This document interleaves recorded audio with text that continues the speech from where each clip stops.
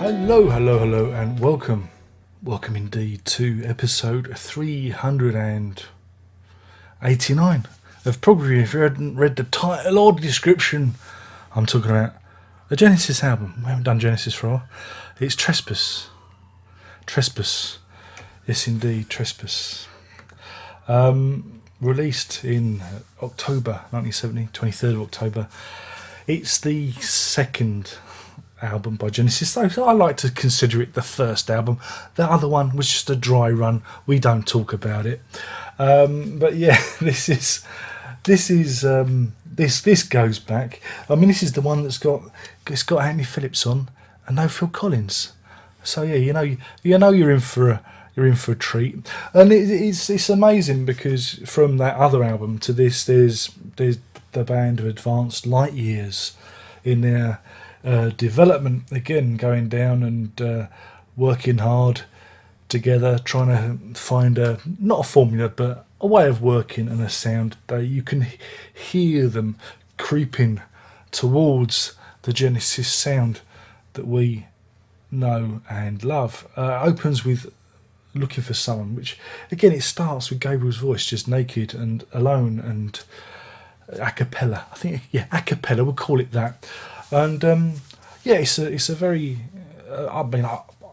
very emotive track. You see, a very emotive. And what you'll immediately notice is the drumming from John Mayhew, because it's not Phil Collins. Obviously, it's John Mayhew doing the drums. And one again, I don't want to write him off. I mean, when the next guy coming along is Phil Collins, everyone's going to look a bit crap, aren't they?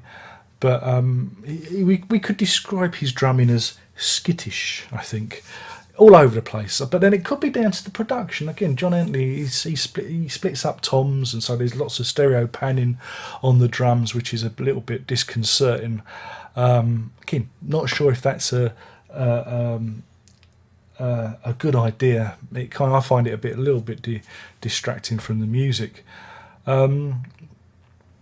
But yeah, Looking for Someone, it's all there. And again, if you think about Gabriel's later work, you really do get a flavour for that Gabriel voice. This is followed by White Mountain. Now the band are telling stories. Oh yes, indeed. We are in Prog territory, deep Prog territory, with wolves battling for supremacy on the White Mountain, wearing crowns and of thorns and Fang and Grey Fang and whatever his face is, Rover. I think he makes an appearance. Lash is in there, but yeah, it's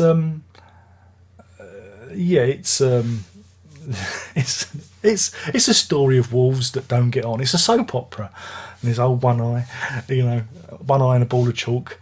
But yeah, I mean, it borrows a lot from Jack London's White Fang novel. I don't know if you've ever read any of Jack London's work. Call of the Wild, great book on White Fang. I read those when I was young, funny enough, and then I find myself a lot later listening to this album and I think, this is a bit familiar.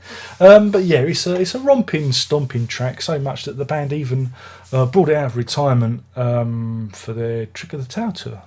So Mr. Collins got to do his thing on it.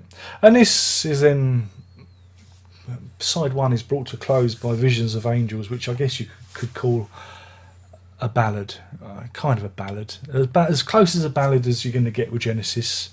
And again, you get lots of religious iconography and this, that, and the other. The old Charterhouse education has been was well worth the money because it all comes out in that song.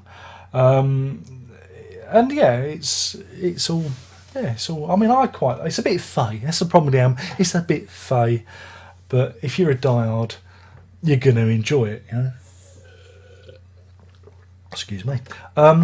We flipped the disc. If it was a vinyl, but it's not. It's a CD, and the B-side opens with Stagnation, probably my favourite track of the album.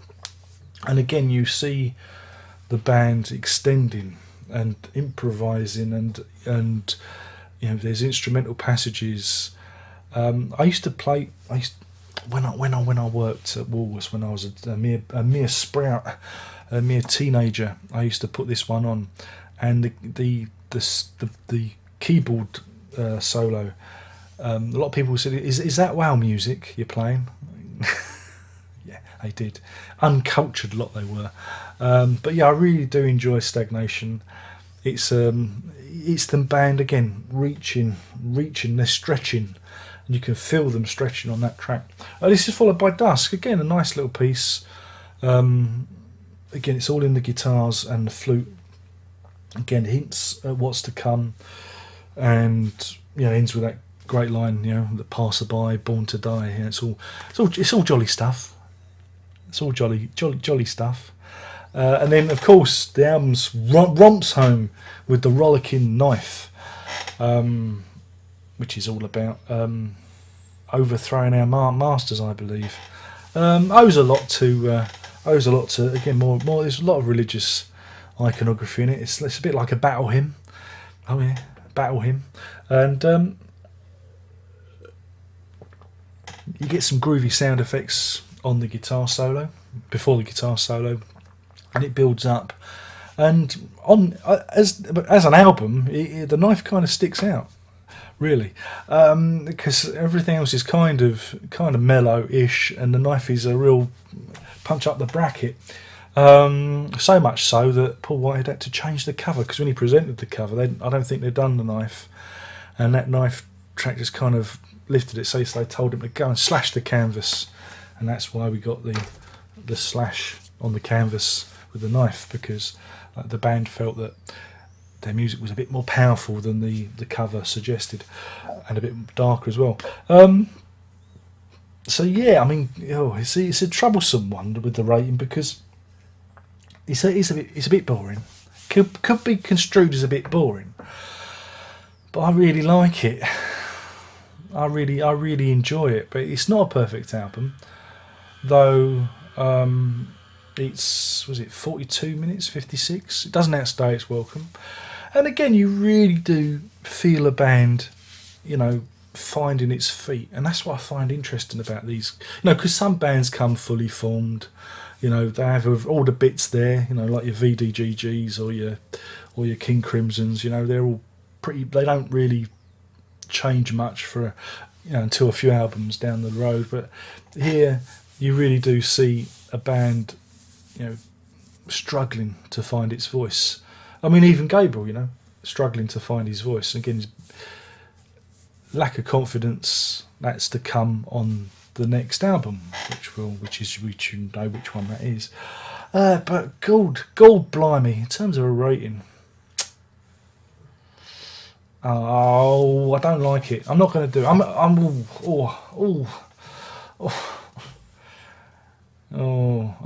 bugger. I'm gonna give it 5 knives out of 5, and I don't care.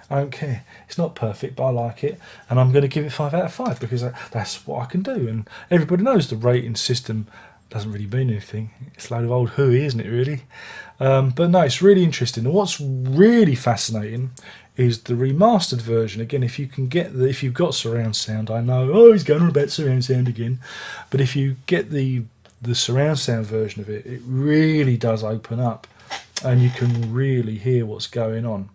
And the remix, I know some people aren't a big fan of the 2007, 2008 remixes, stereo or surround sound, but you do get to hear the album in a different light. The original is a little bit murky, a little bit of grime on it. It's like a mirror with a bit of grime on, and they do remove that grime, and you hear a much more bright and warm sounding album. So yeah, but again, you've always got the old ones to fall back on, so there you go. So yeah, it's the band stretching, the sound of a band stretching. It's like they're doing yoga, isn't it? And so anyway, hopefully you've enjoyed this. My name's been Darren Rock. I've been talking about Trespass by Genesis, their first or second album. We could argue about it if you want, but I'm right. It's really their first album, isn't it? Let's call it their first. I mean, I'll talk about the other one. I'll talk about that. And that's it really. Only one more thing to say, and you by now you should all bloody know what that is, and that's Prog on.